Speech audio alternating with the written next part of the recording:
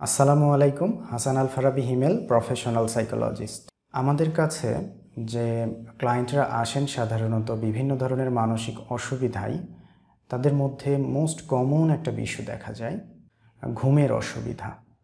তাদের ঘুমের যে সাইকেল সেটা ঠিক নেই, তাদের পর্যাপ্ত ঘুম হয় না, অথবা তারা নির্দিষ্ট সময় বা নির্দিষ্ট পরিস্থিতিতে ঘুমাতে পারেন না, বা দেখা যাচ্ছে যে যে সময়টা ঘুমের জন্য সেই সময় না ঘুমিয়ে সারাদিন আমরা ঘুমিয়ে আছি।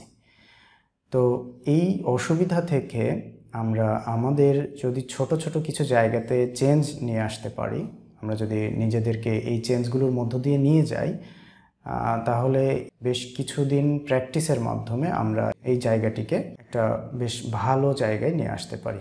যেমন প্রথমেই আসে ঘুমের টাইমকে লিমিট করা। আমরা যারা ঘুমের অসুবিধায় ভুগি, অধিকাংশ সময়ে আমরা সারা রাত জেগে থাকি এবং রাতের শেষ ভাগে ঘুম আসে।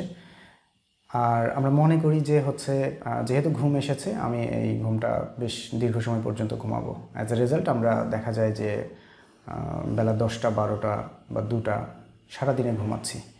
এটি বেশ আনহেলদি একটি প্রসেস। তো এই ক্ষেত্রে করতে হয় কি, আমাদের ঘুমের সময়টাকে লিমিট করে ফেলতে হয়। আমার জন্য যদি প্রয়োজন হয় 6 ঘন্টা ঘুম বা 7 ঘন্টা ঘুম বা 8 ঘন্টা ঘুম, তাহলে আমি আমার ঘুম থেকে ওঠার সময়টাকে প্রথম দিকে লিমিট করে ফেলবো। যেমন আমি সকাল 6টায় উঠতে চাই এবং আমি 8 ঘন্টা ঘুমোতে চাই, তাহলে নিঃসন্দেহে আমাকে ঘুমোতে যেতে হবে রাত 10টায়। ঠিক এভাবে আমি 6টায় উঠতে চাই, আমি 7 ঘন্টা ঘুমোতে চাই, তাহলে আমাকে ঘুমোতে যেতে হবে রাত্রে 11টায়। এই নির্দিষ্ট টাইমটাকে আমাদের অবশ্যই মেনটেন করতে হবে। যদিও এটা মেনটেন করা প্রথম দিকে আমাদের জন্য অনেক কষ্টকর একটি বিষয় হয়।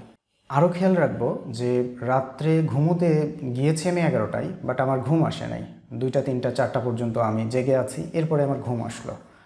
আমি কিন্তু সারাদিন আবার ঘুমাবো না। আমি ওই 6টায় যে ওঠার টাইমটাকে ঠিক করে রেখেছিলাম, আমি 6টাতেই উঠবো এবং নিয়মিত আমার যে কাজগুলো আছে দিনের সেগুলোকে সম্পন্ন করব। এরপর আবার আমি পরের রাত্রে সেই 11টাতে বা 10টাতেই আমি ঘুমোতে যাব।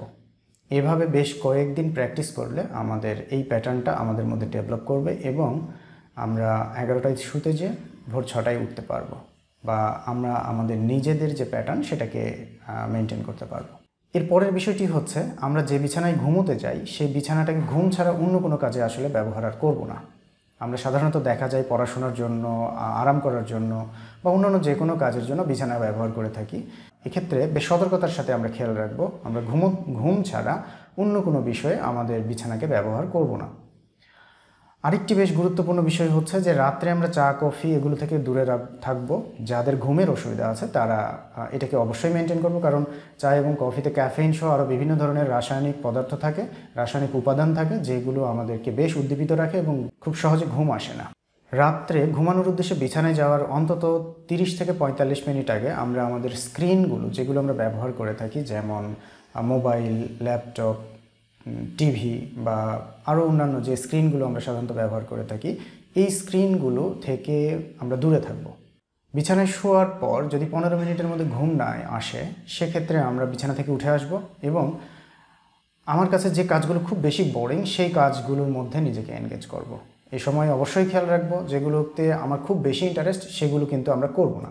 এই সময়টাতে বোরিং কাজগুলো করব। বোরিং কাজগুলোর মধ্যে থাকতে পারে এমন কিছু যে কাজগুলো দিনে আমার অস্বস্তি লেগেছিল, তার জন্য করি নাই, বা আমার করতে ভালো লাগে না এ ধরনের কাজ, অথবা এমন কোনো পড়া যে পড়াটা হয়তো আমার খুব বেশি ভালো লাগছিল না, যার জন্য পড়া হয়ে উঠছিল না। এজন্য এই ধরনের বিষয়গুলোকে এই সময়টাতে আমরা চালু করব এবং খুব বেশি সময় ধরে যে সেটাকে কন্টিনিউ করব বিষয়টা এরকম না। 10-15 মিনিট আমরা কন্টিনিউ করব, এরপরে বিছানায় এসে আবার শুয়ে পড়ব। এরপর 15 মিনিট পর যদি আবার ঘুম না আসে, সেক্ষেত্রে আমরা এই সাইকেলটাকে আবার চালু করব। বিছানায় যাওয়ার পর ঘুম না আসার কারণে যদি আমাদের অস্বস্তি ক্রিয়েট হয়, সেক্ষেত্রে আমরা রিল্যাক্সেশন প্র্যাকটিস করতে পারি, আমরা ব্রিদিং এক্সারসাইজ করতে পারি, এই সময়টাতে আমরা বডি স্ক্যানিং করতে পারি। এগুলো আমাদের জন্য খুবই হেল্পফুল।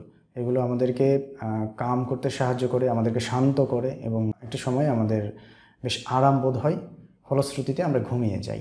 ধন্যবাদ সবাইকে।